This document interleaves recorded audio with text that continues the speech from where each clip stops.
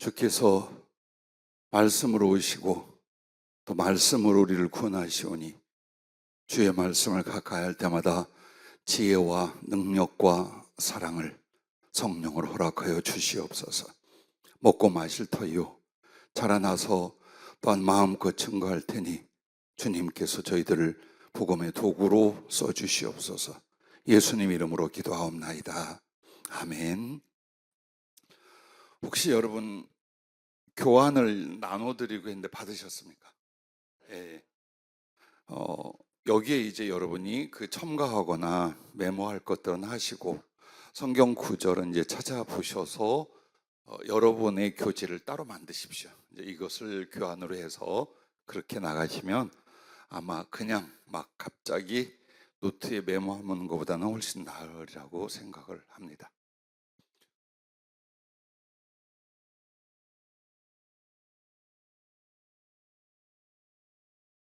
자, 우리 오늘 레위기 1장 6절 말씀 함께 찾아 읽겠습니다. 레위기 1장 6절입니다. 그는 또 그 번제물의 가죽을 벗기고 각을 뜰 것이요. 아멘. 레위기 7장 8절을 연결해서 찾아 읽겠습니다. 레위기 7장 8절 읽겠습니다.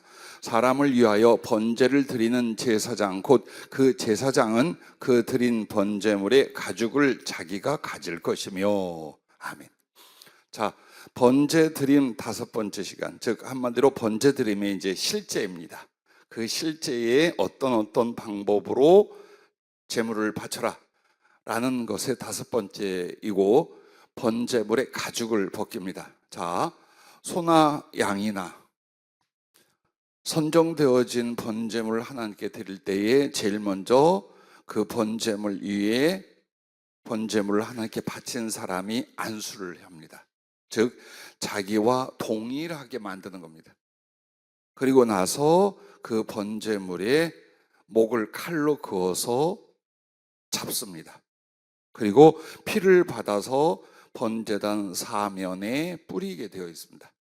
자, 우리가 여기까지 어떤 의미인데, 항상 번제물에게는 2가지 의미가 있죠. 여러분이 공부하실 때에 그 개념을 머릿속에 두고 이해하시면 훨씬 좋을 것 같아요. 그게 하나는 주님 그리스도에 대한 것이고, 2번째는 바로 우리들이 어떻게 신앙생활 혹은 주를 섬겨야 되는가를 일러주는 교훈이 번제물 안에 있습니다.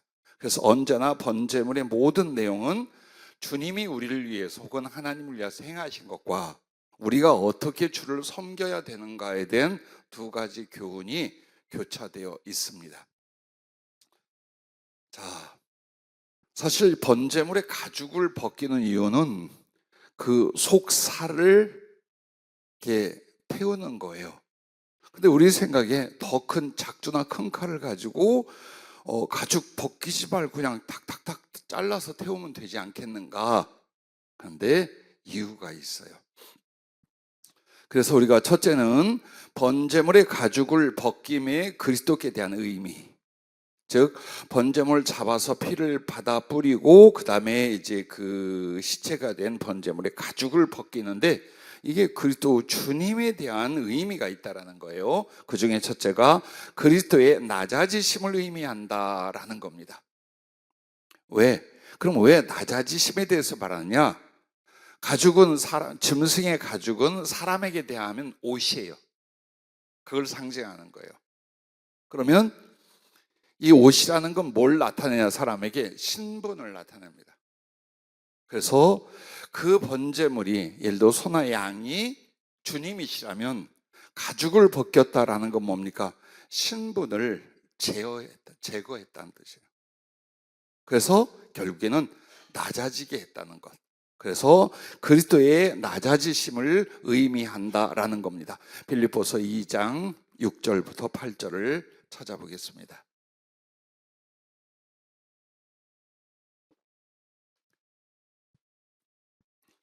신약성경 빌립보서 2장 6절부터 8절까지 같이 읽겠습니다. 그는 근본 하나님의 본체시나 하나님과 동등됨을 취할 것으로 여기지 아니하시고 오히려 자기를 비워 종의 형체를 가지사 사람들과 같이 되셨고 사람의 모양으로 나타나사 자기를 낮추시고 죽기까지 복종하셨으니 곧 십자가에 죽으심이라. 아멘. 자, 여기에 보면은 그리스도께서 어떤 분이신가, 그의 신분과 존재를 말씀하죠. 그런데 어떻게 낮아지셨는가에 대해서도 사도 바울은 빌립보서 2장을 통해 우리에게 가르쳐 주고 있습니다. 자, 그렇다면 이제 우리 주님은 어떤 분이시냐? 그리스도는 먼저 하나님의 본체시다라는 겁니다. 빌립보서 2장 6절 말씀에 보면 그는 근본 하나님의 본체시나를 말합니다. 자, 여러분, 하나님의 본체라는 말이 뭘까요? 원어의 뜻이 중요한 게 아니고 그 본체라고 말씀한 이유가 뭐냐 이거예요. 하나님과 동일하다, 하나님과 동등하다, 속성도 존재도 하나님과 같다라는 뜻이에요. 즉 한마디로 아버지가 1등, 성자가 2번째, 성령은 3번째라는 그 위치의 높고 낮음을 말하는 게 아니라는 거예요. 비록 그분들이 성부 하나님으로, 성자 예수님으로, 성령 하나님으로 묘사되고 우리가 가르쳐 받았지만 그 본질에 있어서는 똑같다라는 뜻입니다. 그래서 하나님과 다른 존재가 아닌 하나님과 영광과 권능과 능력과 속성에 있어서 같은, 한마디로 이 말은 뭡니까? 그냥 하나님이시다 이 말이에요. 예수님이 그걸 말하는 내용입니다. 그 다음에 하나님의 형상이시며입니다. 골로새서 1장 15절에 보면 그는 보이지 아니하는 하나님의 형상이시요 모든 피조물보다 먼저 나신 이시니라고 말합니다. 자, 그럼 왜 하나님의 형상이 따로 필요할까요? 하나님은 영이시라 사람이 볼 수 없기 때문이에요. 즉 하나님은 실존하시되 인간들이, 피조물들이 식별할 수 있도록 육안으로 볼 수 없다는 거예요. 그런데 그렇게 볼 수 없고 보이지 않는 하나님이 자기를 나타내시어 피조물들에게, 인간에게 하나님이 이런 분이라고 보이고 나타낸 것, 바로 이거예요. 그래서 삼위일체 하나님을 말하지만 그 하나님이 우리를 만나서 어떻게 생기셨는지, 어떤 마음인지, 무엇을 하는지 구체적으로 계시하고 알려주신 게 바로 성자 예수님입니다. 그러므로 주님을 보았거든 아버지를 보았다고 말합니다. 즉 보이지 않는 하나님의 속성과 존재를 보고 알게 하기 위하여 예수님은 이 세상에 자기를 나타내신 거예요. 그래서 여러분이 절대로 하늘나라에 가서 성령님을 보거나 아버지 하나님을 볼 수 없습니다. 생각하지 마세요. 세 분이 딱 아들아 고생했다 이럴 줄 알죠? 아니면 하나님은 보좌에 앉으시고 예수님은 그 옆에서 잘 왔어 이럴 것 같잖아요. 없어요. 그냥 예수님 뿐이에요. 그 이유가 뭐냐? 아버지가 아니 계시다는 게 아니고 성령이 존재치 않는다는 게 아니에요. 즉 삼위일체 하나님이 예수 그리스도를 통하여 자기를 나타내시는 거예요. 그래서 예수님을 누구라? 하나님의 형상이라고 말씀하는 겁니다. 자, 그 다음에 하나님의 영광이시다라는 건 뭐냐? 하나님의 영광을 나타내신 분, 혹은 하나님의 영광스러운 존재라는 뜻이에요. 그래서 이 내용은 마태복음 17장 2절에 변화산에서 주님이 변화됐을 때 그 얼굴이 해같이 빛나고 희게 그 변화된 모습이에요. 그게 뭐냐 이거예요. 하나님의 영광인 거예요. 그게 즉 사람의 모습에서 이제 영광스러운 하나님의 모습을 보여준 게 마태복음 10장 2절 변화산의 사건이에요. 그리고 정말 하나님의 영광, 근데 여러분 영광이란 말이 뭐냐면 빛나다, 빛, 이걸 말해요. 즉 어떤 형상과 의미를 영광이란 말이 갖고 있지만 실제로 그 말은 뭐냐? 빛이에요. 빛이 나타난다는 뜻이에요. 그래서 실제로 보면 주님에게서 나는 그 빛은 하나님만 소유하고 하나님만 영화롭게 나타날 수 있는 빛이라는 뜻이에요. 그래서 이게 마태복음 10장 2절에 있고 정말 이제 가장 정확하게 본질적으로 묘사한 게 계시록 4장 2절부터 3절입니다. 이건 찾아 읽어보겠습니다. 계시록 4장 2절부터 3절. 자, 내가 곧 성령에 감동되었더니 보라 하늘의 보좌를 베풀었고 그 보좌 위에 앉으신 이가 있는데 앉으신 이의 모양이 벽옥과 홍보석 같고 또 무지개가 있어 보좌에 둘렸는데 그 모양이 녹보석 같더라. 자, 이분이 성자 혹은 하나님 아버지라고 묘사되지 않아요. 근데 하나님의 보좌 위에 앉으신 이가 있다. 근데 그 앉으신 이의 모양을 어떻게 해요? 벽옥과 같고 홍보석과 같고 무지개가 있어 보좌에 둘렀는데 이것도 역시 보석으로서 녹보석 같더라. 이렇게 말해요. 그러면 자, 여러분에게 이것을 가끔 이야기한 걸로 기억이 나는데 출애굽기에 시내산에 임하신 하나님은 어떤 형상이었어요? 불과 연기, 불과 구름이었어요. 그리고 성막에 임재하신 주님은 어떻어요? 구름과 불이었어요. 그렇게 나타나요. 그런데 에스겔이나 다니엘서에 보면 주님이 어떻게 하느냐? 불로 나타납니다. 불에 달궈진. 이것은 장차 심판하시다 하나님의 소멸하는 불, 심판의 불에 대한 상징으로 나타나는 거예요.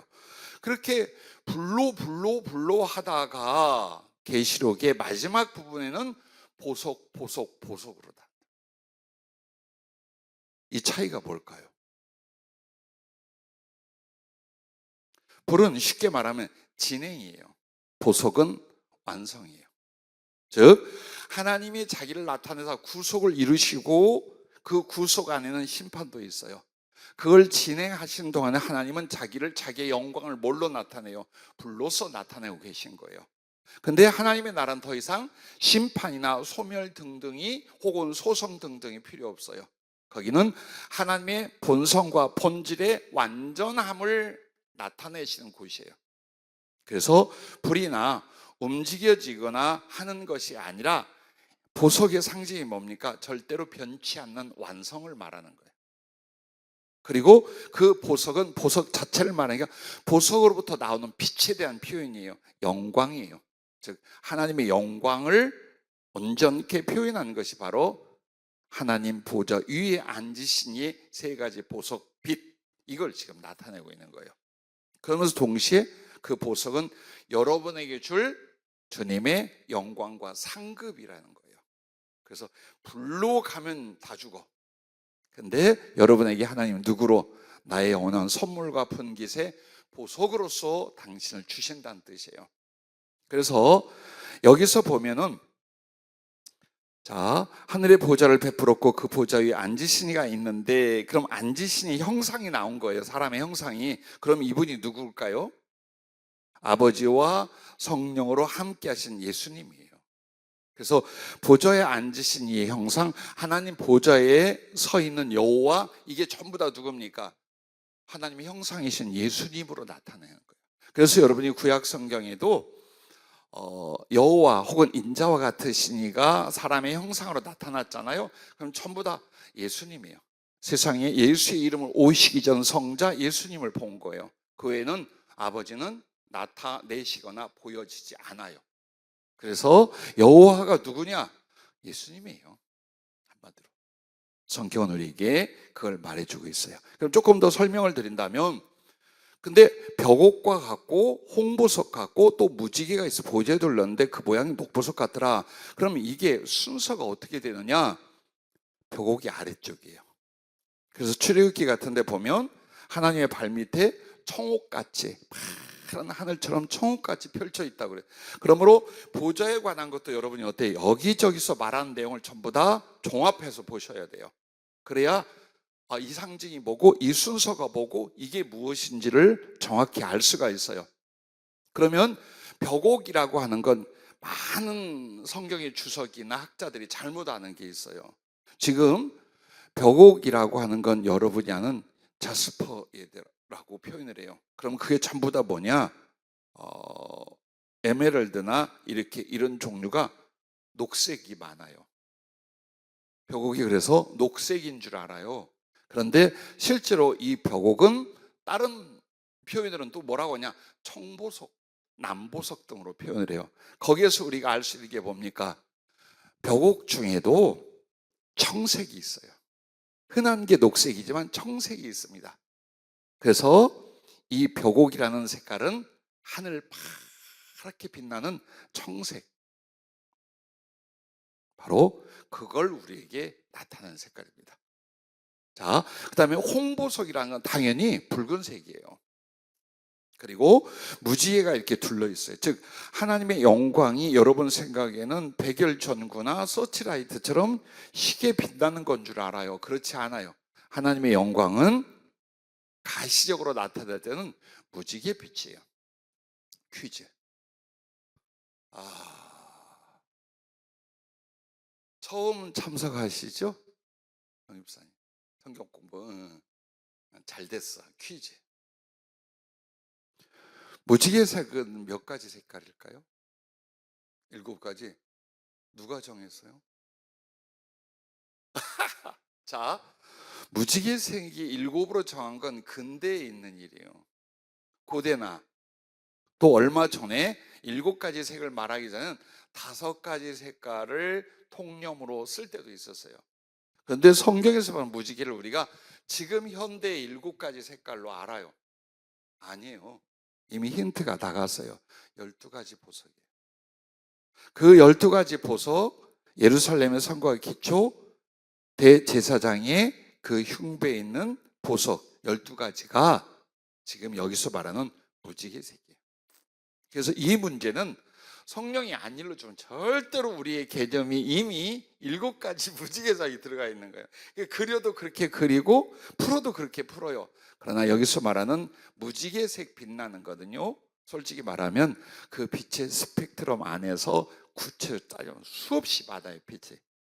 그러나 일부러 성경에 게시된 내용으로 말하면 12가지 보석의 색상에 대한 표현이에요. 근데 그 중에도 아마 제일 뚜렷하게 나타나는 색깔이 녹보석. 그럼 녹보석은 녹색을 베이스로 해서 몇 가지 색이 나와요. 그래서 그 색깔의 여러 가지 조합을 이제 무지개로 비유를 한 거예요. 그리고 보석의 종류는 녹보석으로 말해요. 자, 이제 하나님의 영광, 하나님의 형상으로 말미암은 영광의 빛이 어떤 것인가? 이것도 그대로가 아니에요. 상징과 계시를 위한 거예요.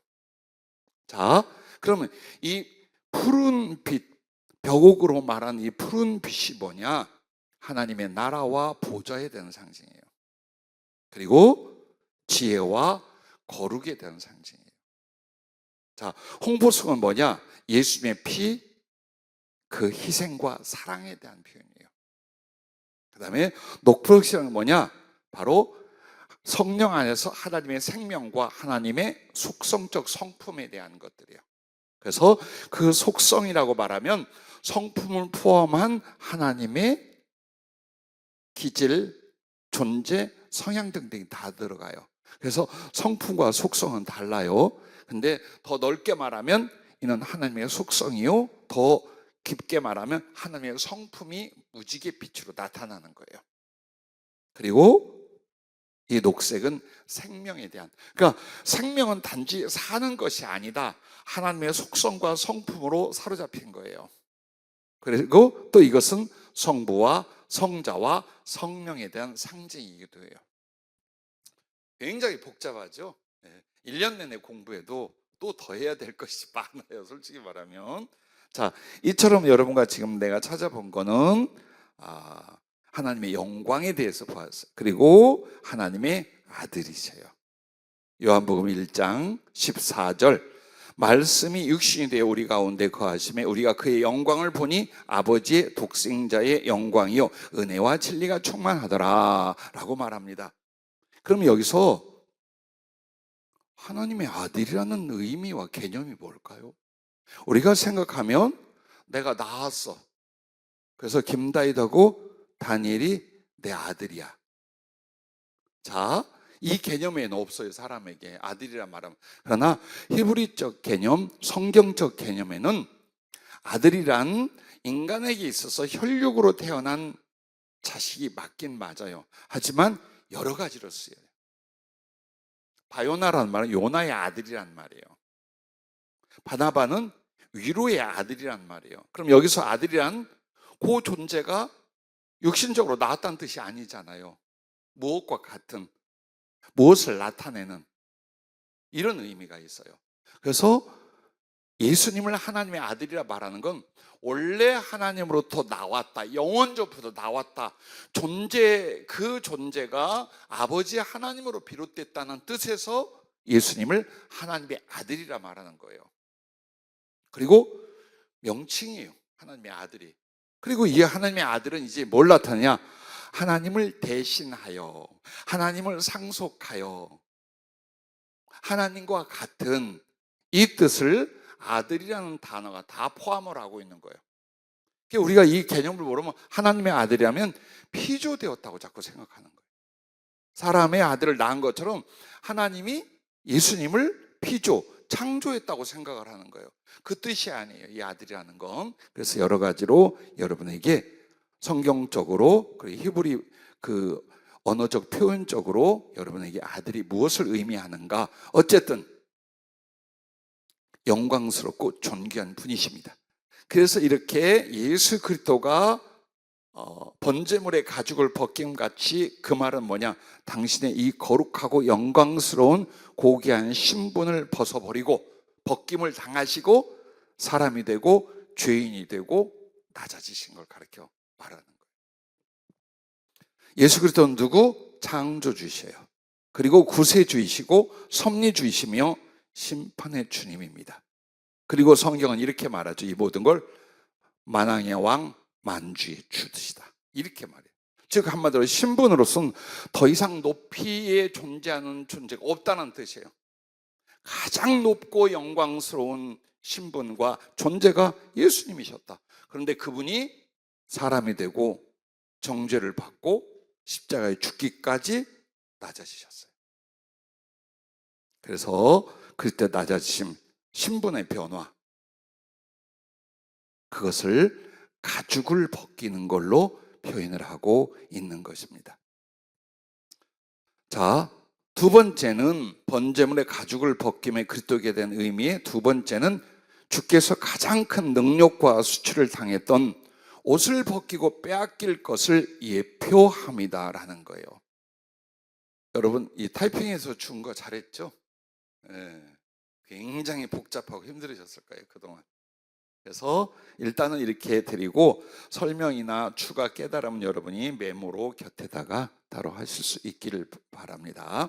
자, 그러면 이 말이 무엇을 말하는가요? 시편 22편 18절에 예수님이 당하실 고난과 능력의 한 장면을 미리 말해요. 그리고 그것은 다윗의 경험 혹은 가슴을 말한 거지만 예수님이 어떤 고난을 받으실 건가를 하나하나 너무나 정확하게 예언되어 있는 게 시편 22편이에요. 그리고 그 22편의 18절 말씀 보면 내 겉옷을 나누며 속옷을 제비 뽑나이다. 다윗은 이렇게는 안 했어요. 그죠? 성경에 기록된 다윗의 고난 중에 옷을 홀랑 벗기고 그 옷을 누가 나누고 한 장면은 실제로 없어요. 그런데 예수님은 그렇게 했어요. 그래서 시편 22편이 다윗을 통한 그리스도의 고난을 구체적으로 나타낸 계시의 장면이다라고 말씀을 드릴 수 있는데, 이 말씀이 마태복음 27장 28절 또 31절 그리고 35절에 실제로 이제 주님이 당하고 주님이 겪는 것으로 나타납니다. 자, 마태복음 27장 28절부터 31절까지 찾아보시기 바랍니다.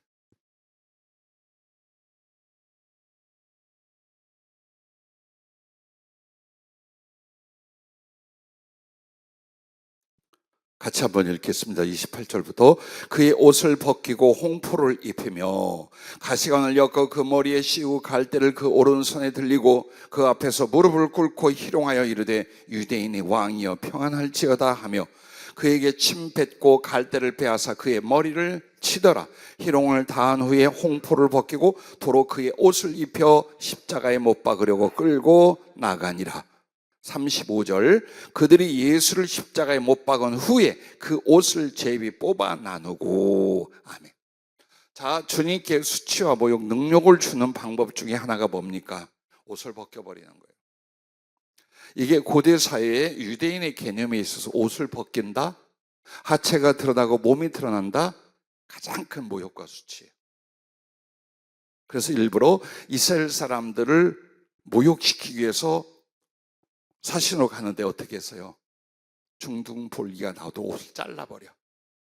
그게 가장 큰 모욕. 근데 완전히 다 벗겨버렸어요.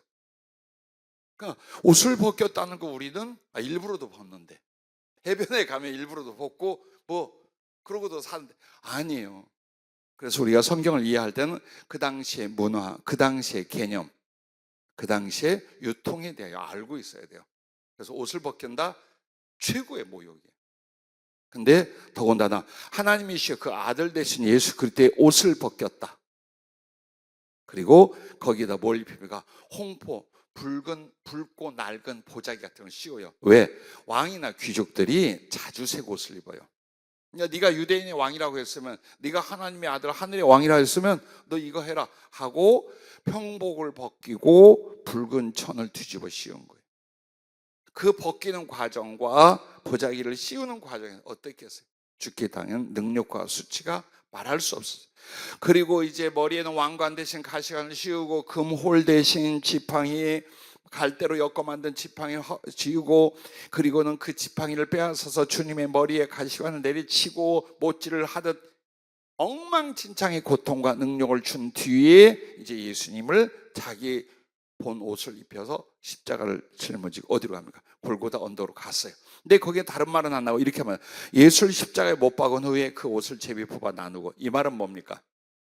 홀랑 벗겼다. 자, 그 당시 유대인들이나 고대 사회에 속옷 없었어요. 우리가 말하는 진짜 속옷이죠. 마지막 속옷 없었어요. 그럼 어떻게 하냐? 고쟁이 같은 걸 쓰냐? 그것도 없었어요. 그냥 속에 입는 옷, 겉에 춥거나 모양을 내게 두르는 옷이에요. 그래서 여러분이 그림에 그 홍포 같은 걸 입은 건 겉옷이라 그래요. 그리고 속에 흰 옷은 속옷이라 그러는 거예요. 이 둘 다 벗깁니다. 그럼 어떻게 될까요? 마치 예수님을 그림에는 아랫도리를 가려줘요. 근데 실제로는 안 그랬어요. 확 벗기면 천도 없던 시대예요. 정말 천이 소중하고 부족한 시대예요. 근데 그 죄수들을 옷 벗겨 십자가에 달아놓고 속옷을 이렇게 갖다 입혔느냐? 아니었어요. 상상해 갑니까? 주께서 겪으신 일들이 그와 같은 거예요.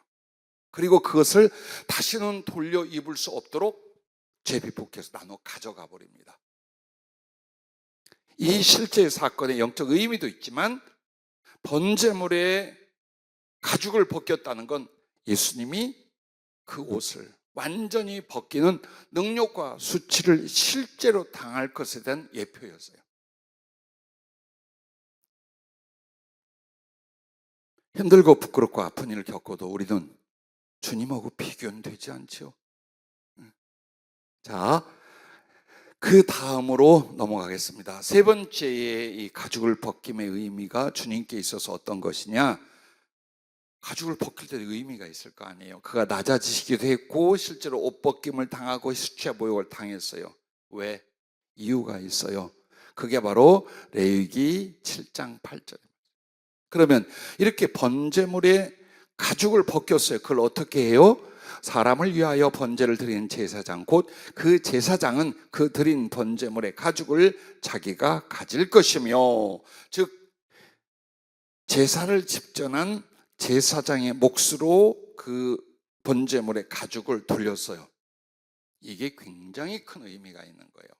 실제적으로는 그걸로 해서 수고비라도 삼아라 라는 의미도 있었어요. 그러나 영적인 교훈, 구속사의 중요한 교훈이 여기 있는 거예요. 자, 이 내용을 여러분이 찾아보시면 충분히 짐작이 갈 거예요. 그 중에 하나가 뭐냐? 창세기 3장 21절이에요. 혹시 안 찾아보고 이게 무슨 내용인지 기억하시는 분은 말씀해 주세요.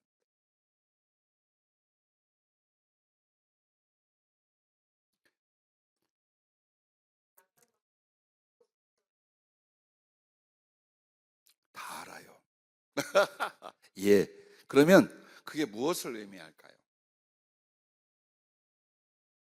그들이 입었던 옷은 무화과 나무 이파리였어요. 그것은 곧 시들 거고 영원한 수치를 가릴 수 있는 혹은 자기들을 나타낼 수 있는 신분적 옷은 될 수 없어요. 그래서 짐승을 잡아 가죽 옷을 지어 입혔다는 것은 실제로 그들에게 도움이 되는 옷이에요.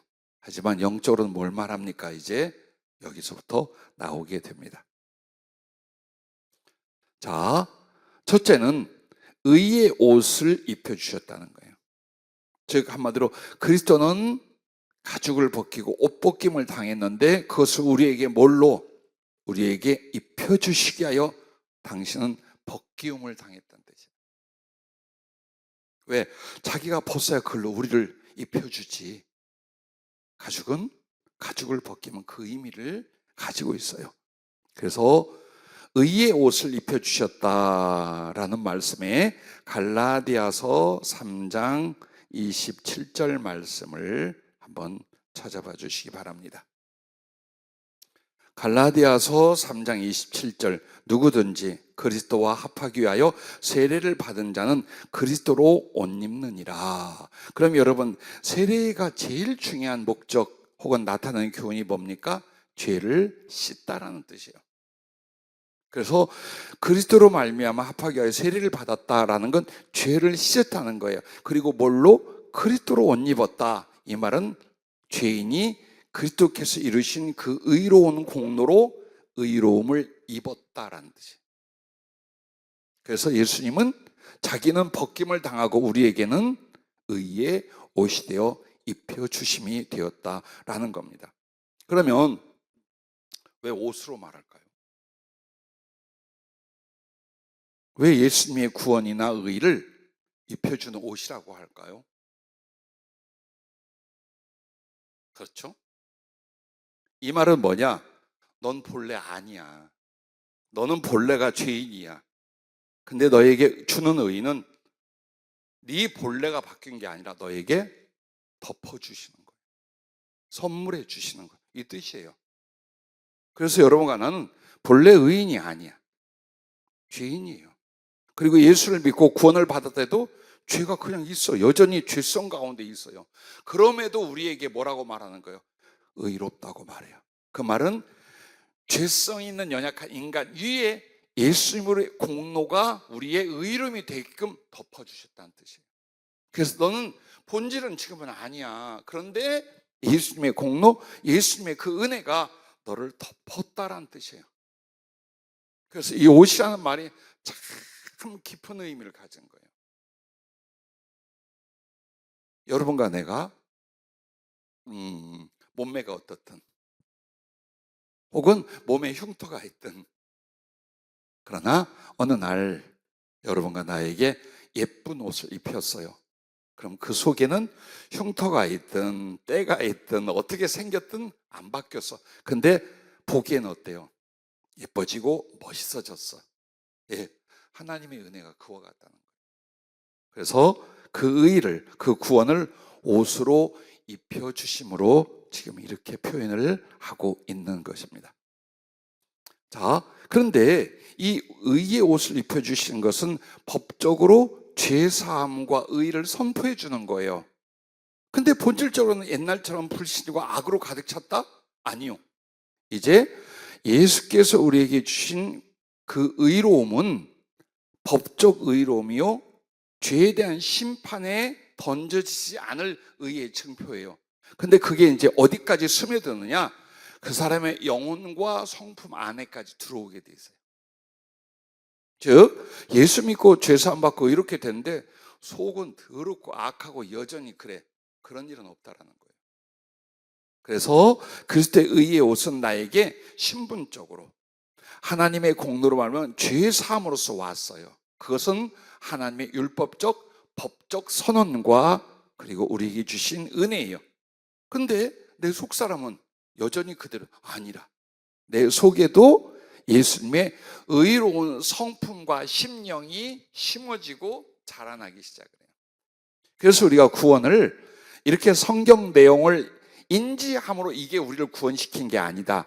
그 성경 말씀을 믿어 순종할 때에 그 성경 말씀 안에 있는 하나님의 생명, 하나님의 속성, 하나님의 성품이 우리 안으로 들어오게 되어 있는 거예요. 그래서 이걸 보면서 내가 구원의 확신을 하고 이걸 나타내므로 사람들이 예수 믿어 구원받았다고 말하는 거예요.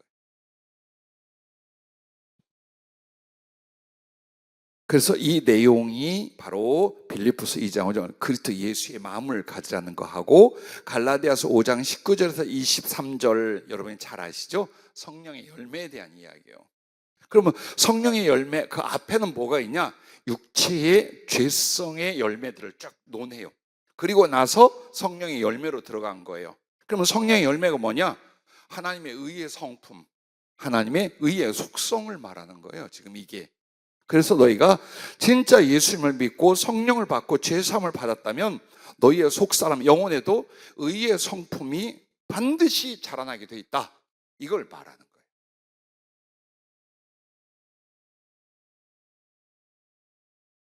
그래서 여러분과 내가 나쁜 놈들 되면 안 돼요. 못된 놈들 되면 안 돼요. 왜? 그것은 그리스도의 의의 은혜를 입지 않았다는 뜻이에요.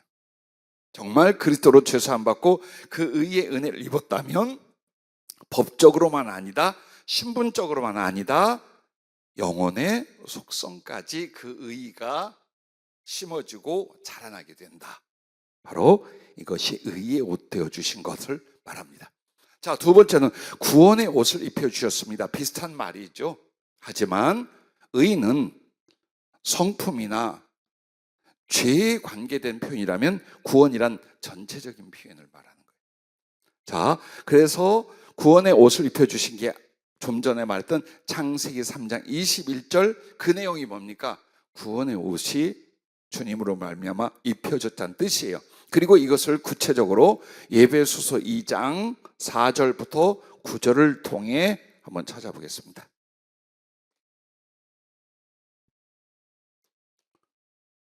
에베소서 2장 4절부터 9절 찾으셨습니까? 그러면 같이 읽도록 하겠습니다. 긍휼이 풍성하신 하나님이 우리를 사랑하신 그 큰 사랑을 인하여 허물로 죽은 우리를 그리스도와 함께 살리셨고 너희는 은혜로 구원을 받은 것이라 또 함께 일으키사 그리스도 예수 안에서 함께 하늘에 앉히시니 이는 그리스도 예수 안에서 우리에게 자비하심으로써 그 은혜의 지극히 풍성함을 오는 여러 세대에 나타내려 하심이라. 너희는 그 은혜에 의하여 믿음으로 말미암아 구원을 받았으니 이것은 너희에게서 난 것이 아니요 하나님의 선물이라. 행위에서 난 것이 아니니 이는 누구든지 자랑하지 못하게 함이라. 아멘. 자, 여기에서 보면 여러분과 나는 어때요? 온전히 하나님의 긍휼과 그 사랑으로서 우리가 생명을 얻고 구원을 받게 됩니다. 그래서 나는 솔직히 구원의 존재, 하나님의 생명과 의에 이를 존재가 아니나 하나님의 긍휼과 사랑, 그리스도의 그 십자가의 은혜로 덧입혀 주셔서 하나님의 구원을 받게 했다는 거예요. 왜 그렇게 했느냐? 자랑하지 못하게. 즉 이 말은 옷을 입혀줬다는 말하고 같은 거예요. 내가 아니야. 그 옷은 하나님이 입혀준 거야. 그러므로 신부가 존재가 바뀌었어. 그럼 나란 존재는 피조물이고 여전히 죄인이에요. 그래서 우리가 내가 나를 변화시키고 하나님의 뜻대로 완전하게 나를 만들어서 구원과 생명을 받은 게 아니다. 애를 쓰고 노력해봐야 믿음이라지만 역시 너는 피조물이고 죄인이야. 그러나 하나님 어때요? 선물로 마치 옷을 입혀서 덮어주시고 그 신분을 주시듯이 구원을 우리에게 그렇게 하셨다는 거예요. 그래서 우리가 평생에 감사하고 찬송하고 영광을 돌리는 게 뭐예요? 공로가 있다면 그럴 필요 없어요. 왜? 내 공로로 구원을 받은 거예요. 근데 공로가 없어. 하나님의 이 어마어마한 구원이 오직 은혜로, 선물로, 사랑으로 주신 거예요. 그게 바로 옷을 입혀줬다는 표현이에요. 그래서 여러분과 나는 자기를 자랑할 건 아무것도 없어. 오직 영광을 하나님께 돌리고 평생의 감사가 믿음이 되고, 믿음이 사랑이 되고, 사랑이 충성이 되어서 하나님께 자기를 드려가는 거예요. 그래서 주님이 그 번제물의 가죽을 찢어 벗기는 것처럼 당신의 신분을 낮추시고 낮아졌어. 실제로 옷도 벗기고 능력과 수치를 당해서, 그러므로 오늘 우리에게 의의 옷과 구원의 옷이 되어 입혀 주시게 됐다는 겁니다. 자, 마태복음 22장 8절부터 14절은 여러분이 찾아보지 않아도 그 왕이 자기 아들의 혼인잔치의 사람들을 초청하는 내용이에요. 근데 합당치 않아. 막 보내면 죽이고 아들을 보내면 오겠다는데 그러지 않아. 그래서 그들이 합당치 않음으로 말미암아 길거리에 나가서 누구든 선하냐 악이냐 할 거 다 데리고 와라 그래서. 그렇게 해서 왕의 혼인잔치에 들어왔는데 그 중에 예복을 입지 않은 사람들이 있었어요. 그 왜 예복을 입지 않느냐? 유구무원이언을. 그래서 그 예복을 입지 않은 사람들한테 전부 다 쫓아내버려요. 그것도 슬피 울며 이를 가는 곳으로. 자, 이 말이, 아니 왕의 잔치에 와서 혹시 예복을 못 입을 수 있지, 그런다고 지옥에 보내고 그런다고 정말 그런 저주와 고통의 자리를 보냈냐? 여기는 하나님의 영적 은혜와 교훈이 있다라는 거예요. 그러면 혼인잔치에는 반드시 뭐가 있어야 돼요? 예복을 입어야 돼요. 예를 들어 여러분이 사극을 보면 왕 앞에 나간 사람들이 추리닝을 입거나 혹은 자기들의 개인적 옷을 입지 않아요. 관복을 입어요. 즉 예복을 입게 돼 있어요. 우리나라 사극에도 보면 이처럼 고대사회도 마찬가지예요. 신분이 높은 사람이나 왕 앞에 나갈 때에 그냥 아무거나 입고 나면 이건 모욕이야. 그래서 준비되어 있어요, 예복이. 그 옷을 갈아입고 만납니다. 같은 왕의 신분이란 몰라도 백성이나 아래 것들은 그렇게 하게 돼 있었어요. 그리고 예수님으로 비유된 이 왕의 혼인잔치에 어떻습니까? 한 존재가 어떤 존재, 합당한 존재가 되느냐는 뭐에 달려 있다는 거예요? 예복을 입는 거예요. 그래서 이 예복이라는 것과 의의 옷, 구원의 옷은 같은 말이에요. 네가 그리스도 예수로 옷 입어 의와 구원의 옷을 입었느냐? 그렇다면 하나님 나라에 올 수 있고 하나님 나라의 그리스도의 혼인잔치에 얼마든지 아들이 되고 친구가 되고 신부가 될 수 있다라는 거예요. 그러나 그리스도로 옷 입지 않으면, 그의 의와 구원의 옷을 입지 않은 자는 하늘나라 가지도 못하겠지만 당연 지옥에 던져진다는 뜻이에요. 그게 마태복음 22장에 나오는 비유입니다. 그래서 한마디로 구원의 옷을 입혀주신 뭐라고요? 구원받지 못할 자에게 거저 입혀주시는 구원이라는 뜻입니다. 세 번째, 이제 여러분과 나에게 살아생전 하나님이 예수 그리스도를 통하여 입혀주신 옷이 뭐냐? 하나님의 전신갑주예요. 이것은 영적 싸움과 충성을 위해서 주께서 전신갑주와 무기가 되어주시는 거예요. 그래서 의의 옷도 되고 구원의 옷도 되지만 이 구원을 위하여 하늘나라 갈 때까지 여러분 어때요? 당하면 안 돼. 빼앗기면 안 돼. 지면 안 돼. 그러기 위하여 영적 전쟁 속에 살아가는 것, 죄와 사단에 대하여. 그러면 그 죄와 사단이 주신 이 의와 주신 이 구원과 주신 이 믿음을 뺏으려고 할 거예요. 그래서 우리는 싸워야 돼. 나 하나를 지키기 위해 싸워야 되고, 또 우리는 어때요? 복음을 전하며 영혼들을 구원하고 살리기 위해서 이 전쟁을 해야 돼요. 무엇으로? 예수님이 우리의 전신갑주와 구원의 무기가 되어 주시는 거예요. 그래서 그리스도로 옷 입다라는 건 의에 대하여, 구원에 대하여, 그리고 신앙생활과 충성을 위하여 하나님의 전신갑주가 되어 주는 것입니다. 이거는 여러분 꼭 한번 찾아봅시다. 언제 또 찾아볼지 모르니까. 에베소서 6장 10절부터 19절까지입니다.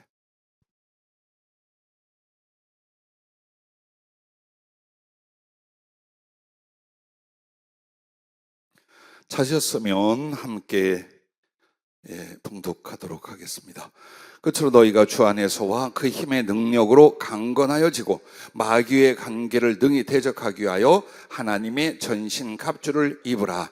우리의 씨름은 혈과 육을 상대하는 것이 아니요 통치자들과 권세들과 이 어둠의 세상 주관자들과 하늘에 있는 악의 영들을 상대함이라. 아멘. 잠깐만요. 여기서 통치자들, 권세들, 이게 세상 통치자와 세상의 권력가들을 말하는 게 아니에요. 그 당시 우상인 듯 미신인 듯 한마디로 천사라든지 그런 존재 숭배에서 나온 이름들이에요. 그래서 이 통치자 권세가 왕이나 세상 사람을 말하는 게 아니라 계속해서 지금 사단에 대한 표현이에요. 악한 영에 대한 표현을 이렇게 지금 말하고 있는 거예요. 그래서 통치자들과 권세들이라 말하기도 하고 어둠의 세상 주관자라 말하기도 하고 하늘에 있는 악의 영들이라 말하기도 하는, 다 같은 동의예요. 지금 이게 즉 한마디로 마귀와의 싸움이다 이 말이에요. 근데 보이지 않고 지혜와 엄청난 관계와 능력을 가진 이 존재하고 우리가 어떻게 싸우느냐. 그래서 주님이 그러므로 하나님의 전신갑주를 취하라. 이는 악한 날에 너희가 능히 대적하고 모든 일을 행한 후에 서기함이라. 아멘. 자, 여러분과 나는 신앙생활을 봐요. 이 악의 영들과 그 죄의 세력과 싸우는 게 신앙이라 이거예요. 그게 구원의 길이라 이거예요. 그런데 누가? 주님이 갑옷이 되고 도구가 되고 장비가 되어주겠다. 그래서 그리스도로 옷 입는다는 이 부분이 또 있다라는 거예요. 근데 이제 구체적으로 한번 봅시다. 그렇게 하고 모든 일을 행한 후에 서기 위하면, 서다라는 게 뭘까요? 이겼다는 뜻이요, 하나님 앞에 나왔다는 뜻이에요. 그걸 말하는 거예요. 거꾸로 지지 않았다, 이겼다. 그리고 우리를 부르신 우리의 왕 앞에 우리가 승전의 장수가 되어 그 앞에 섰다, 이걸 말해요. 그러기 위해서 반드시 그리스도로 옷 입는데, 그 그리스도의 옷은 바로 우리에게 영적 싸움을 위하여 하나님 전신갑주와 무기가 되어 주신다라고 말합니다. 이것을 이제 구체적으로 몇 가지인가 살펴보십시오. 자, 14절부터 그런즉 서서 진리로 너희 허리띠를 띠고 의의 호심경을 붙이고 평안의 복음이 준비한 것으로 신을 신고 모든 것 위에 믿음의 방패를 가지고 이로써 능히 악한 자의 모든 불화살을 소멸하고 구원의 투구와 성령의 검 곧 하나님의 말씀을 가지라. 모든 기도와 간구를 하되 항상 성령 안에서 기도하고 이를 위하여 깨어 구하기를 항상 힘쓰며 여러 성도를 위하여 구하라. 또 나를 위하여 구할 것은 내게 말씀을 주사 나로 입을 열어 복음의 비밀을 담대히 알리게 하옵소서 할 것이니. 아멘. 몇 가지입니까? 전신갑주로 나온 게? 세봐요. 너무 저를 믿지 마세요. 뭐가 7가지예요? 그거 헷갈리게 하려고 7가지라고 써놓은 거 아닐까요? 내가 보기엔 6가지인데.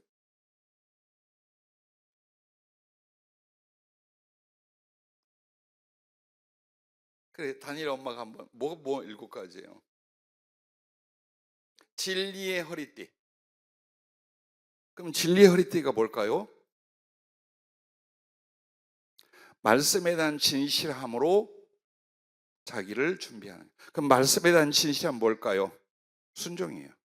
네. 그게 중요한 거예요. 그래서 진리의 허리띠를 띠다는 건 전부 다 그냥 말씀으로만 생각을 해요. 그 말씀으로 어떻게 허리띠를 띠요?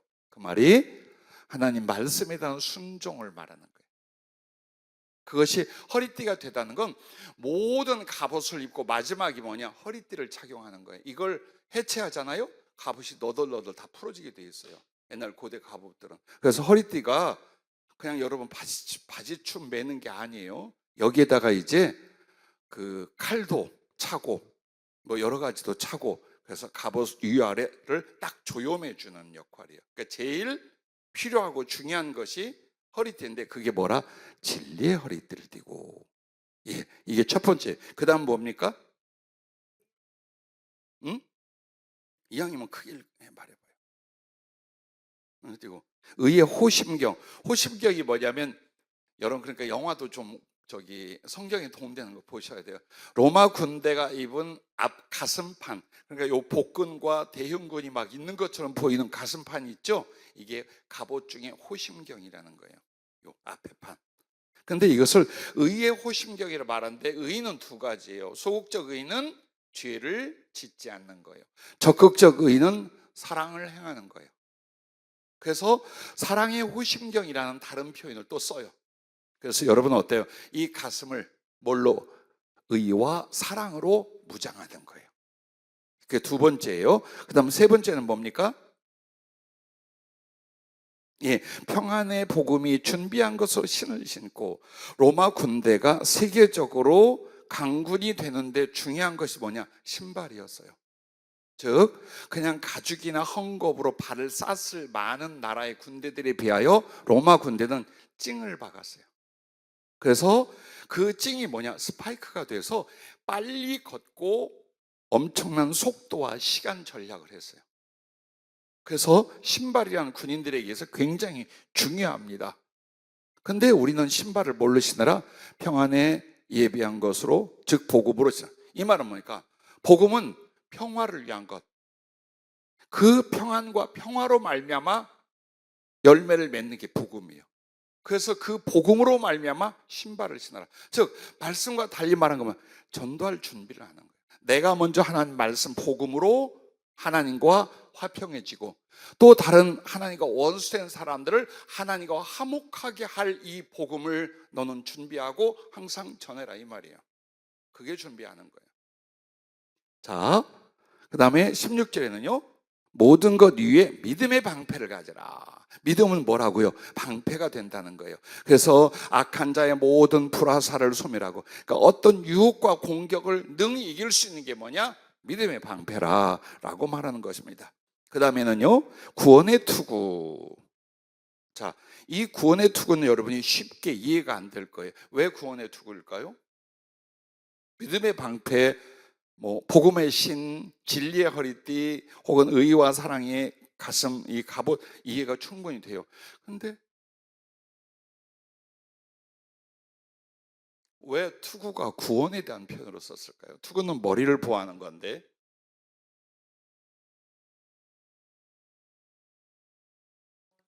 심장이 뚫어져도 죽어. 팔이 부러졌는데 잘렸는데 피를 지울 못하면 죽어. 죽기는 마찬가지야. 머리는 소망에 대한 표현이에요, 여기서는. 즉 구원은 무엇으로 이루느냐? 주님과 그 구원, 그 하늘을 바라는 소망으로 이루어진다는 거예요. 그래서 절대로 다른 성경에 보면 소망의 투구, 구원의 소망이라는 말이 나와요. 그래서 여기서 말하는 구원의 투구를 머리 쪽을 말한 게 뭐냐? 우리가 소망을 갖다. 즉 우리의 맨 꼭대기는 주님이시요 우리는 소망으로 그 주님을 앙망하는 거예요. 그게 머리에 대한 상징이에요. 자, 이해가 되셨으면 그 다음에는 성령의 검, 곧 하나님의 말씀을 가지라. 그래서 하나님의 말씀을 갖되 지식으로만 가지면 성령의 검이 되지 않아. 하나님의 성령의 감동과 역사가 일어날 말씀의 준비가 되어야 되는 거예요. 그래서 앞에 나오는 모든 믿음이며 순종이며 충성이며 이런 것들로 기도와 함께 나아갈 때 내게 주신 하나님 말씀은 뭐가 된다? 성령의 능력, 성령의 검이 된다라는 거예요. 그래서 말씀과 성령은 본래 나누어지지 않아요. 근데 신자들이 나눠요. 왜? 말씀을 지식으로만 가지려고 그래. 전인격적으로 그 말씀을 순종하고 따른다면 말씀과 성령은 동일하게 임하고 동일하게 역사를 해요. 근데 그렇게 안 해. 말씀을 성경 공부나 지식으로 끝내려고 그래. 그래서 성령님은 말씀은 이미 주어진 지식이니까 내 머리로 들어올 수 있지만 성령님은 진실이 아니면 그 말씀과 함께 들어와 역사를 안 해요. 안 해. 그래서 우리가 성경에 대한 지식으로 자기를 가장하고 위선을 말할 수는 있으나 자기의 본질과 하나님의 진실은 뭐가 증명한다? 성령님의 임하심과 감동 역사가 증명한다. 그래서 성령의 검은 하나님의 말씀이라는 이유가 너 지식만 갖고 있으면 하나님 말씀이 성령의 검이 안 된다. 그 말씀 통해 기도가 있어야 되고 순종이 있어야 되고 충성이 있어야 되고 이럴 때 성령님이 말씀과 동일하게 역사하니 하나님의 말씀은 곧 너에게 주어진 성령의 검이 된다라고 말하면 여기까지 6가지예요. 예. 근데 왜 7가지라고 헷갈리게 했을까요? 기도를 전신갑주나 무기로 넣을 수 있을까요? 없을까요?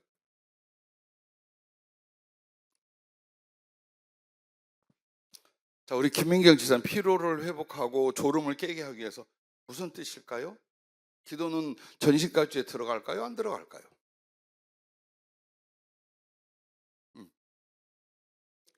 칼? 칼은 성령의 검 나왔는데 무슨 활? 응? 무슨 활? 씨.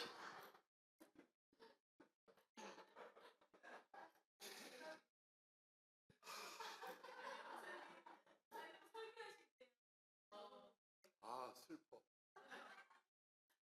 대부분 이제 그 설교를 하고 질문할 때 대부분 이렇게 합니다. 아, 잠깐만요, 내가 어디 적어놨어. 그때 설교에 어느 날, 그래서 내가 이승의 강서에 그 설교 메모 노트를 딱 뺏었습니다. 그렇게 했다고 하길래 절대로 안 놓는 거예요. 줘봐, 못 줘요. 줘봐. 아니, 왜 안 돼요? 결국 뺏었어요. 안 된다니까 더 보고 싶어. 딱 뺏어 봤더니요, 참 예쁘게 썼어. 그러다가 찌 긋고 점점점, 그 다음에 물기가 있어. 졸면서 침 흘렸어. 그러니까 기록이 다 남은 거예요. 그래서 안 보여주려고 그렇게 몸부림을 쳤어요.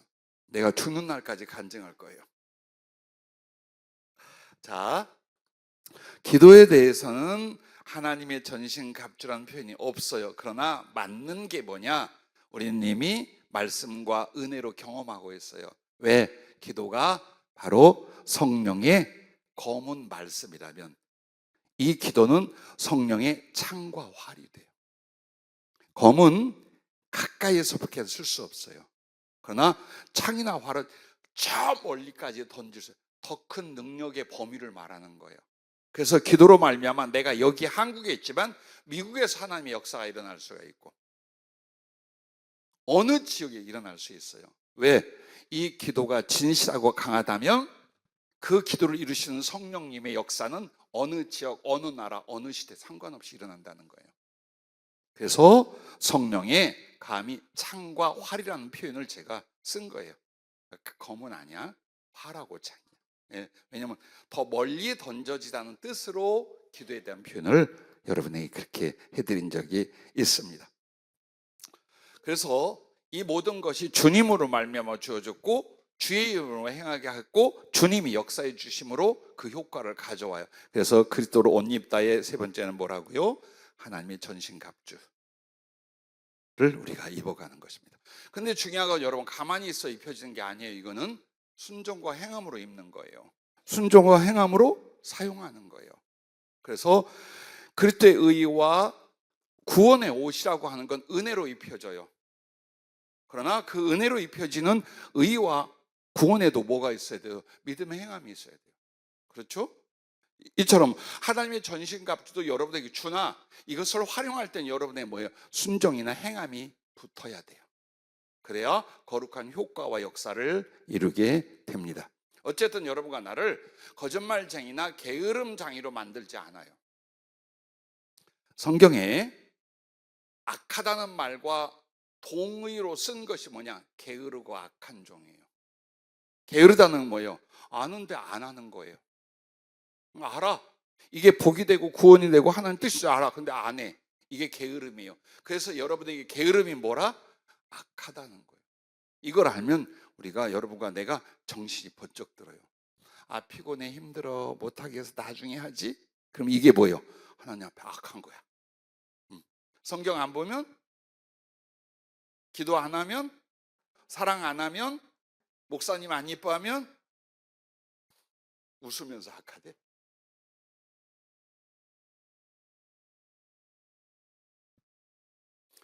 자, 마지막 네 번째는 이제 그리스도로 옷 입는 것, 이것입니다. 부활의 옷을 입혀주십니다. 이 부활도 어때요? 입혀주신다고 말을 해요. 고린도전서 15장 49절을 찾아보겠습니다. 고린도전서 15장 49절. 제일 은혜스럽고 예쁘게 그러나 크게 읽으실 수 있는 분이 읽어주시기 바랍니다. 시작.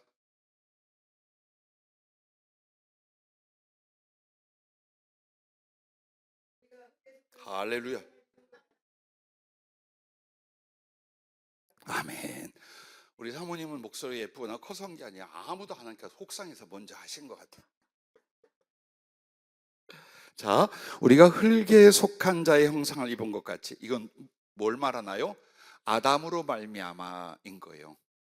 흙에 속한 자는 아담에 대한 이야기야. 그래서 우리가 아담의 혈통으로 아담의 몸, 아담의 모양을 입게 되었다는 거예요. 그것같이 또한 하늘에 속하니 누구? 예수 그리스도. 하늘에 속한 이의 형상을 입으리라. 그럼 하늘에 속한 이, 즉 예수님의 형상을 입다라는 건 뭘 지금 여기서 말하는 거예요? 고린도전서 15장은 무조건 부활장이에요. 부활에 관한 말씀이에요. 즉 우리가 부활의 몸을 가질 때 이게 뭡니까? 입혀주는 그리스도의 옷이라는 거예요. 즉 그 부활을 통한 하나님의 영광이나 능력이나 지혜나 사랑이나 권한이 우리의 것이 아니라 하나님이 은혜로 옷을 입히듯이 수여해 주시는 것이다. 즉 부활조차도 우리의 공로가 아니라는 거. 그리고 예수님은 우리에게 의의 옷, 구원의 옷, 모든 것의 최종적인 완성이 뭐냐? 부활의 옷, 부활의 몸을 입혀주시는 것이다. 그걸 이렇게 말씀하고 계십니다. 그리고 여러분이 이제 알아야 될 비밀이 있어요. 조금 시간이 가더라도 또 언제 할지 몰라요. 계시록 19장 7절부터 9절을 봐주세요. 요한계시록 19장 7절부터 9절까지 찾으신 분들은 같이 읽겠습니다. 우리가 즐거워하고 크게 기뻐하며 그에게 영광을 돌리세. 어린 양의 혼인 기약이 이르렀고 그의 아내가 자신을 준비하였으므로 그에게 빛나고 깨끗한 세마포 옷을 입도록 허락하셨으니 이 세마포 옷은 성도들의 옳은 행실이로다 하더라. 천사가 내게 말하기를 기록하라. 어린 양의 혼인잔치의 청함을 받은 자들은 복이 있도다 하고 또 내게 말하되 이것은 하나님의 참되신 말씀이라 하기로. 아멘. 즉 여러분은 이 말씀은 능히 알고 계실 거예요. 우리가 예수님의 혼인잔치 그의 신부로 간택되어 하늘나라 들어가 예수님과 혼인잔치를 한다. 그게 정확히 때가 언제입니까? 즉 이때 천국에 들어갔을 때 부활의 때 언제일까요? 그럼 묻겠습니다. 지금 여러분 주님하고 어떤 관계입니까? 신랑 신부 아닌가요? 네? 정혼했어? 언제? 아니 우리 신랑 데리고 자기가 언제 정혼했어? 그럼 묻겠습니다. 여기서 우리가 주님과 정혼한 관계라면 그럼 죽어서 하늘나라 갔을 때는 무슨 관계예요? 무슨 때일까요 그건?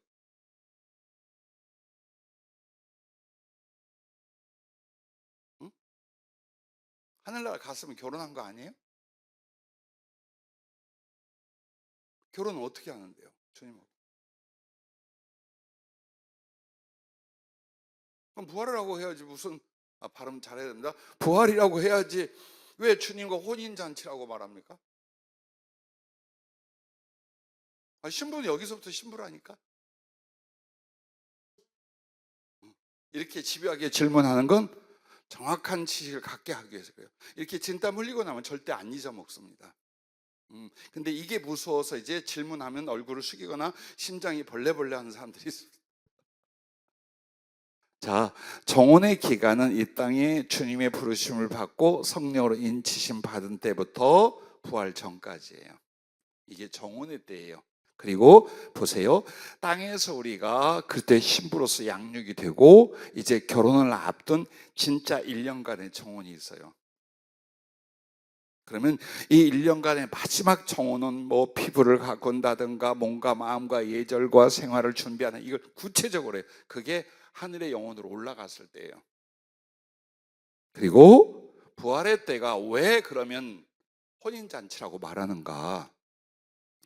혼인에 대한 개념은 이거예요. 구원에 있어서 혼인이라는 거 뭐냐? 그리스도와 완전한 연합을 이루다라는 거예요. 근데 부활의 몸을 갖기 전에 주님은 이미 부활에 계셔요. 그리고 우리도 주님과 가장 동등해지는 조건을 만드는 거예요. 그게 정혼한 기간에 우리가 아름다워지고 성숙하고 발전하는 기간이에요.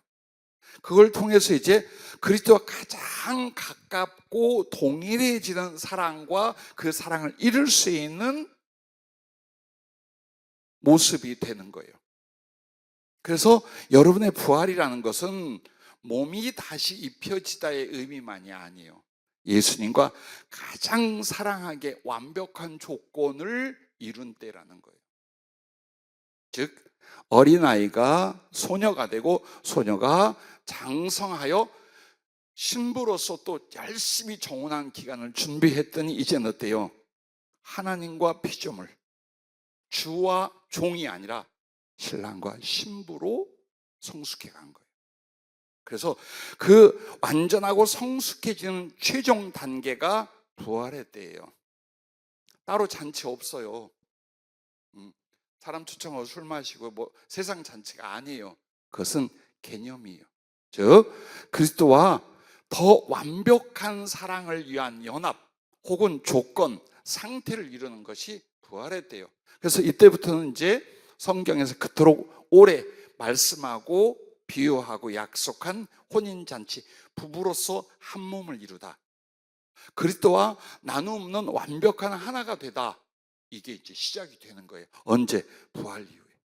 그러면 하늘나라의 영혼으로 갔을 때는 그렇게까지는 아니에요. 여기서는 우리가 비교할 수 없이 그리스도와 친밀하고 사랑하고 하지만 더 완벽하고 깊고 완성된 사랑의 연합과 조건은 부활 때예요. 부활 이후예요. 그래서 그것을 혼인잔치 혹은 혼인하다 이렇게 말하는 거예요. 그리고 여기서 말하는 혼인잔치를 위하여 예복을 줍니다. 바로 그 예복이 부활의 몸, 부활의 때예요. 여기서 부활이란 말은 나오지 않아요. 성령 외에는 이것을 솔직히 가르쳐 준 적이 없어요. 그런데 자, 성경을 우리가 해석할 때 그냥 뭐 그럴 것 같다로 하는 거 아니에요. 성경적인 뒷받침이 있어야 돼. 왜? 이 요한계시록은요, 중간 12장을 빼곤 다 시간별로 이루어져요. 아주 어렵지 않아요. 정말 실제 시간별로 이루어지게 돼 있어요. 그런데 예수님의 재림 직전에 이 혼인잔치가 지금 나오는 거예요. 이제 좀 있으면 예수 재림이 그 다음으로 나오게 돼 있어요. 근데 그 재림 직전에 시고 빛난 세마포 옷을 주고 혼인 예식이 이루어지는 거예요. 이게 도대체 뭘까요? 예수님 재림 직전에 부활이 있어요. 그것은 복음서에도 주님이 얼마든지 한 얘기예요. 그래서 성경 이곳저곳을 볼 때 이것은 다른 게 아니다. 바로 그 주님과의 사랑의 연합과 완전한 조건의 부활을 하고 그 다음에 주님과 함께 재림한 때다 라는 걸 능히 짐작할 수 있는 바로 그 내용입니다. 자, 이렇게 해서 부활마저도 그리스도로 마지막 완벽한 옷을 입혀주신 은혜, 그러기 위하여 주님은 짐승처럼 가죽이 찢겨 벗겨지고 그리고 십자가에 달릴 때 그 능력과 수치의 벌거벗음을 당하셨다. 그것을 미리 예표하고 약속하고 그리고 이루어 주신 거예요. 자, 부연 설명을 써놓은 것은 이제 여러분이 그동안 이야기를 나누서 참조하시고, 그럼 이제 두 번째로는 번제물의 가죽을 벗김의 성도에 대한 의미. 즉 나는 그럼 내가 하나님께 번제물로 바칠 때 가죽을 쫙 찢어서 벗기는 거, 이 도대체 뭘 말하는가? 그 첫째가 옛사람의 옷을 벗는 겁니다. 그러면 옛사람은 뭘까요? 에베소서 4장 22절부터 24절까지 보겠습니다.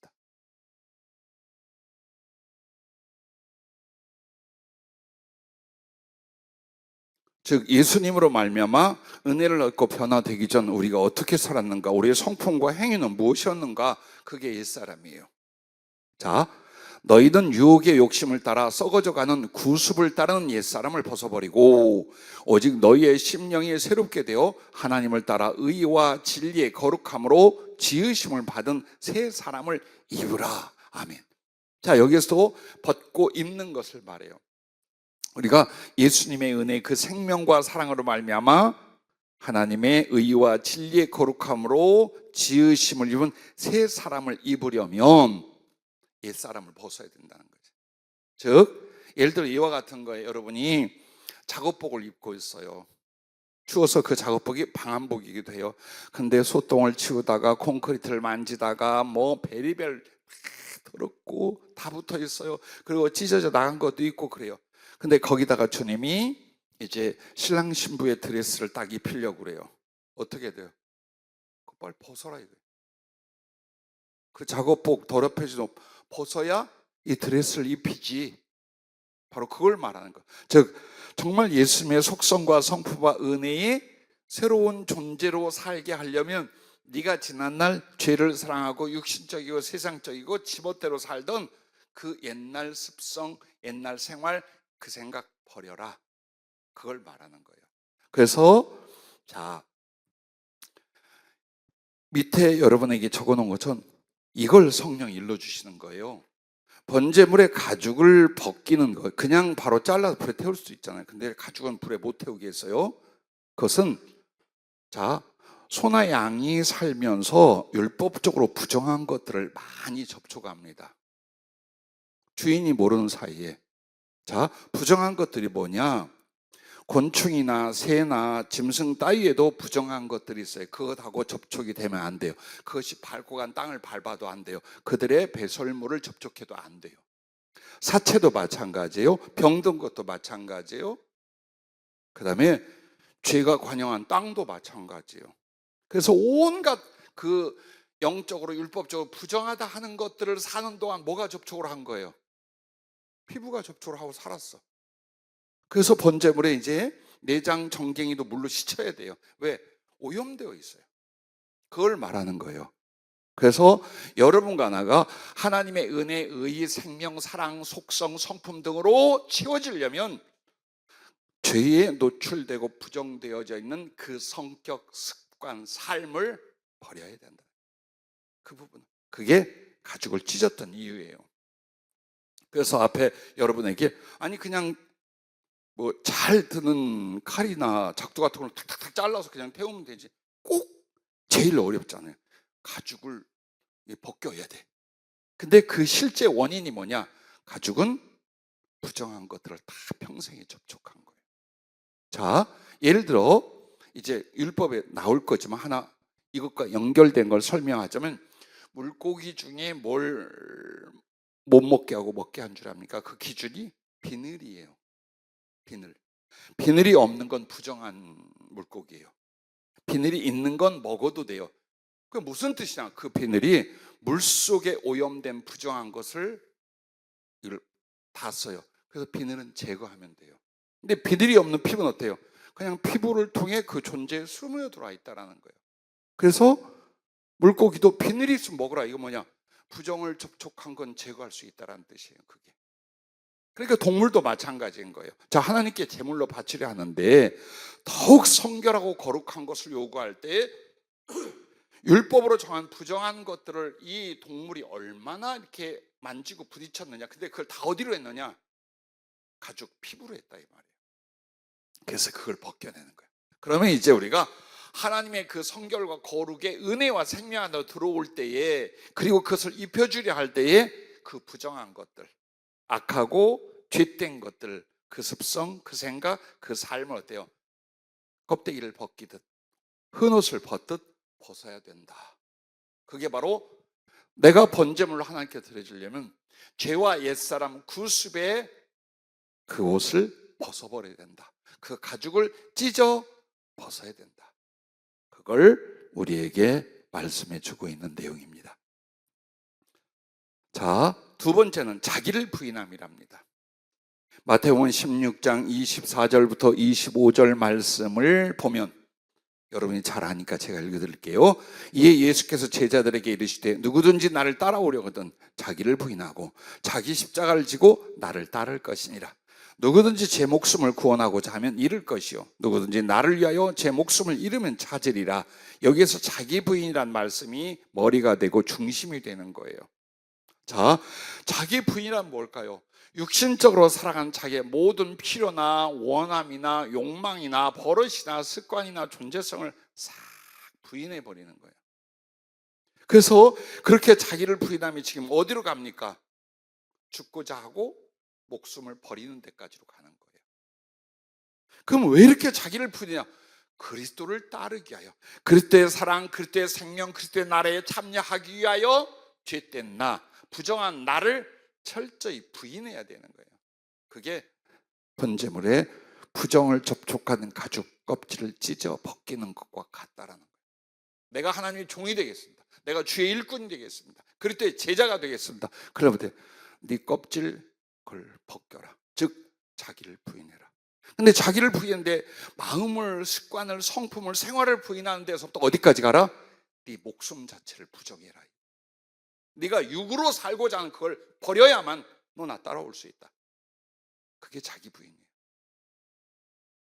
제가 목사님들과 많은 주의 종들, 사명자들을 수십 년간 상담하고 지도해 왔습니다. 가끔 사모님들이 저한테 야단을 맞을 때가 있어요. 또 그만한 친분이 있으니까 제가 합니다. 그게 뭐냐? 우리 아들은, 우리 딸은 고생 안 했으면 좋겠어요.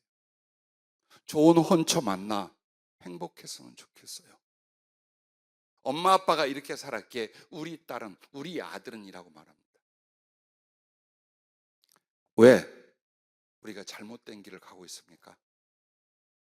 우리가 하나님 앞에 가난하거나 희생하거나 절제하는 것이 잘못된 길입니까?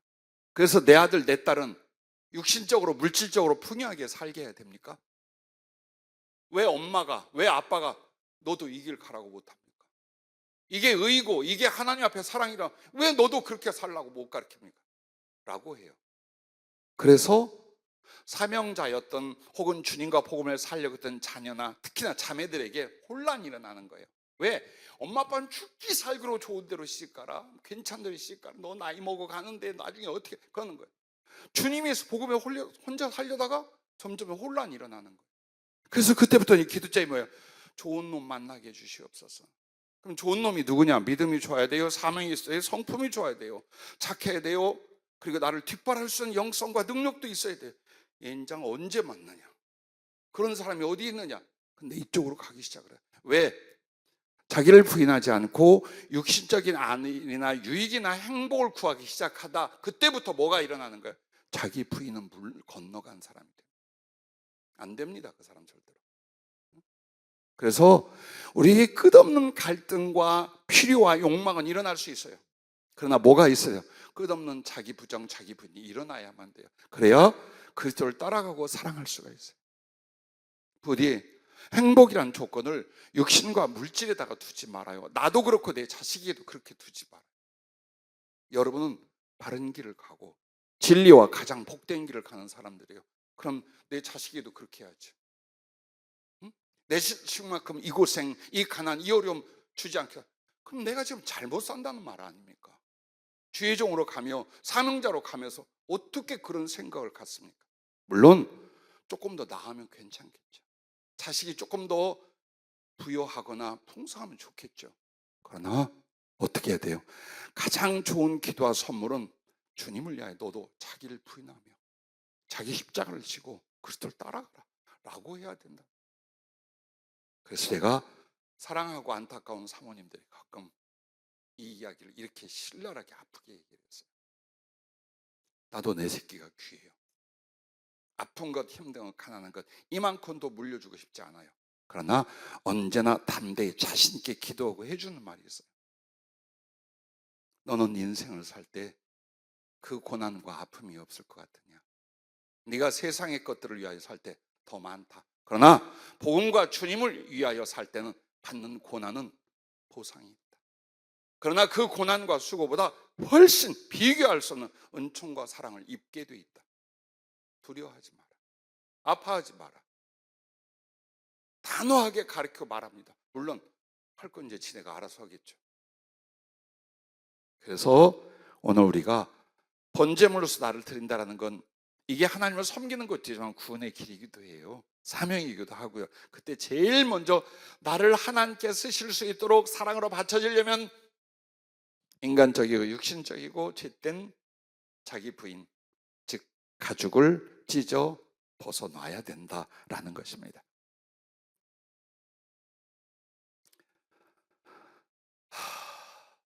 세 번째 마지막은 사랑의 섬김과 희생입니다. 그게 레위기 7장 8절에 그 번제물의 가죽은 누구에게 주는 거예요? 수고했고 가난한 집전한 바로 제사장들에게 도움을, 섬김의 대가로 지불이 되게 돼 있는 거예요.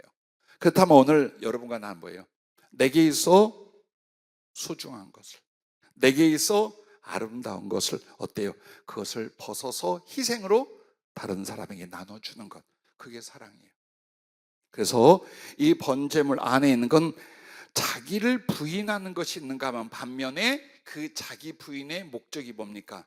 주님 사랑, 영혼 사랑을 위해서.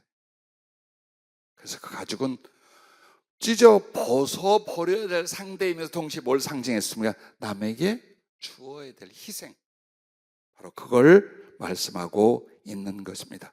그러므로 사랑의 섬김과 희생, 크게 두 가지는 먼저가 허물을 덮어주는 거예요.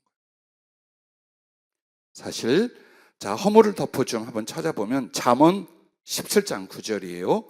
허물을 덮어주는 자는 사랑을 구하는 자요, 그것을 거듭 말하는 자는 친한 벗을 이간하는 자니라.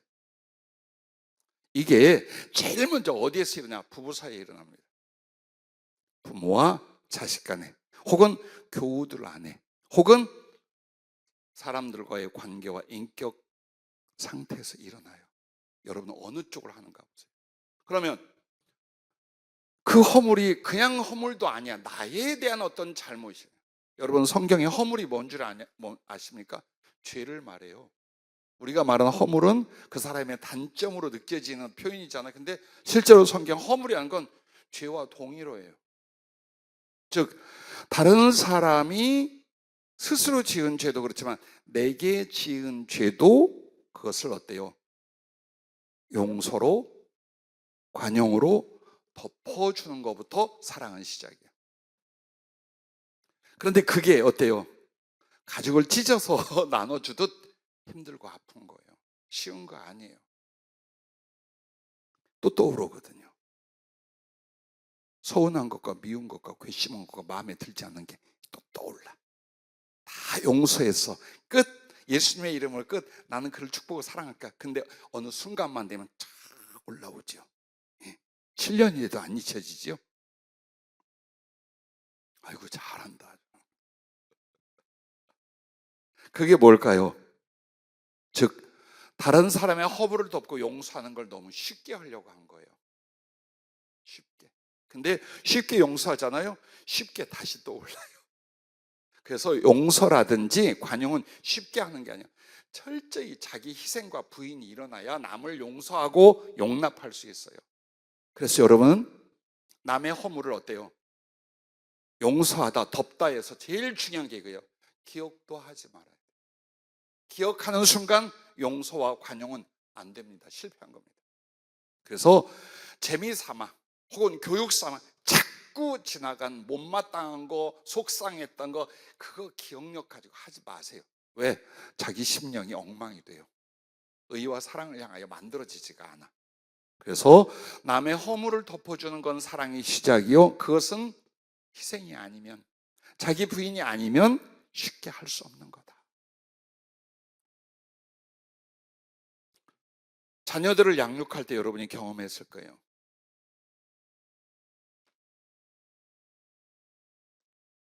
자식들을 바르게 양육할 때 제일 효과적인 거 제가 세 가지를 들어볼게요. 주어 패라. 네. 그 다음에 아주 질려서 말을 들을 때까지 잔소리를 계속해라. 세 번째는 감당치 못할 사랑을 주어라. 뭐가 제일 효과 있을까요? 응? 하기 쉬운 건 앞에 쪽이에요. 미운 놈 떡 하나 더 못 줍니다. 이쁜 놈한테 주려고 합니다. 자, 겪어본 사람은 알아요. 지가 잘못했어도 매를 들고 야단치죠. 이 속에서 내가 잘못이야. 선하고 착하고 나를 사랑하는 우리 부모님이 공의롭고 정의로워 나를 교육하시려고 주어 패고 있네. 저 잔소리가 달달 볶고 있네. 감사하지. 한 놈도 없어요. 절대로 그런 사람 안 나와요. 내가 뭘? 이 정도 가지고 이렇게 할 수 있어? 부모 맞아? 어? 남들 앞에 그렇게 착하고 사랑스러운 우리 엄마가 남아보면 아주 잡아먹으려고 그래. 이 정도도 용납 못해. 그러니까 내가 어린 거지 라고 합니다. 내가 그랬었습니다. 조금만 뭐라고 하면 막 사이에서 그래요. 그게 아이들이에요. 그런데 나는 어머니께 내가 복종할 수 있고 정말 당신을 기쁘게 해드릴 수 있는 게 다른 어머니들의 매질이나 잔소리가 없었어요. 그럼 뭘로 했느냐?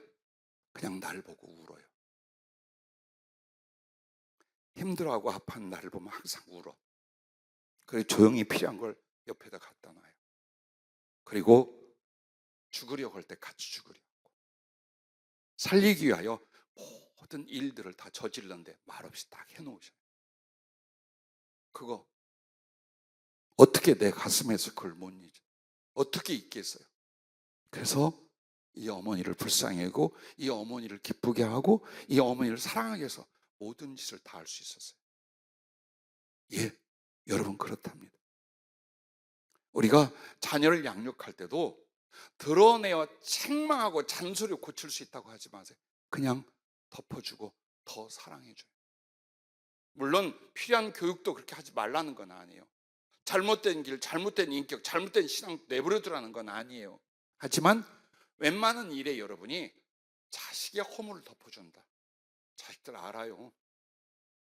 내가 아빠 앞에 뒤에서 무슨 짓을 했는지, 어떻게 거짓말을 했는지 알아요. 근데 오히려 따뜻하게 대해주고 불쌍히 여겨주고 위로해주는. 그래서 내가 집사람에게 막둥이를 교육하는 방법을 하나를 제안해서 여보, 더 사랑해주지 못한 걸 우리 미안해합시다. 정말 마음에 들지 않는 습관과 행동 많아. 더구나 붙어 사니까. 그래도 어떻게 해요? 최고의 교육이 뭐냐? 더 사랑해주지 못한 걸 미안해할 수 있는 거죠. 어느 자식이 반발하겠어요? 어느 자식이 삐뚤어지고 따지겠어요? 그래서 사랑은 어디에 시작해요? 허물을 덮어주는 데부터 시작입니다. 근데 그게 녹록지 않다. 껍질을 벗기는 만큼 자기 부인과 희생이 따라서 그 사랑의 실천이 이루어진다. 용돈을 주는 게 쉬워요. 맛있는 거 만들어주는 게 쉬워요. 잘못과 허물을 덮어주는 건 정말 쉬운 일이 아니에요. 그래서 주님이 자기의 껍질을 벗기고 옷을 벗어서 우리의 허물을 덮어주시는 것부터 부르심과 사랑의 시작이었어요. 자, 그리고 이제 생명을 덧입혀 주는 거예요. 주님께서 요한복음 15장 12절부터 무엇을 말합니까? 내 계명은 곧 내가 너희를 사랑한 것 같이 너희도 서로 사랑하라 하는 이것이니라. 그런데 그 사랑의 진실과 깊이를 어디까지 말씀하느냐? 사람이 친구를 위하여 자기 목숨을 버리면 이보다 더 큰 사랑이 없나니 너희는 내가 명한 대로 행하면 곧 나의 친구라. 즉 사랑을 위하여 뭘 요구한 거예요? 죽음, 목숨의 희생을 요구하신 거예요. 마치 가죽을 벗겨주려면 어떻게 해야 돼요? 죽어야 돼. 제사장에게 한 벌의 가죽을 주기 위하여 그 번제물은 죽었어. 네? 사랑은 그렇게 하는 거라. 그래서 오늘 우리가 번제물의 가죽을 벗겼다는 걸 통해 예수님의 그 은혜의 입혀줌과 나는 신앙생활을 하나님께 어떻게 해야 되는가, 이것을 이렇게 우리에게 교훈을 주신 것입니다. 자, 여기까지입니다. 여러분의 질문이나 깨달은 바가 있으면 한두 분만 말씀하고 끝내도록 하겠습니다.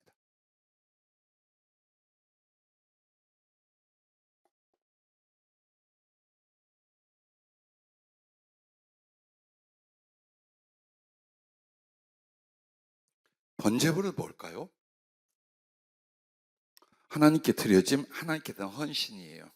주님이 그렇게 우리를 위하여 한 것과 그 주님 때문에 이제는 우리가 주님과 하나님을 섬기는 헌신, 이렇게 하는 거다. 그게 예배고 그게 신앙생활이고 그게 사랑과 충성. 그래서 번제물을 통해서 여러분이 신앙생활이 뭔지, 그리고 하나님을 사랑하며 충성하는 게 뭔지, 그걸 지금 배우는 거예요.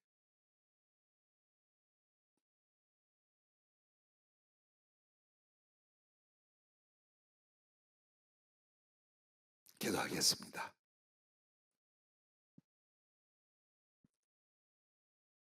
말씀의 작은 한 절 안에 이렇게 엄청나고 소중한 은혜와 사랑과 그 지식과 언약이 있는 줄 예전에는 몰랐습니다. 성령이시여, 우리가 주님을 알고 사랑하는 것과 충성하기 위하여 주님의 모든 은총과 사랑을 일일이 말씀과 성령을 통해 깨닫고 배우게 하시옵소서. 그리고 그 주님처럼 부족하나 우리도 그 사랑의 헌신과 충성으로 번제물이 되게 하여 주시옵소서. 예수님의 이름으로 감사하고 기도하옵나이다. 아멘. 아이고, 수고들 많이 하셨습니다.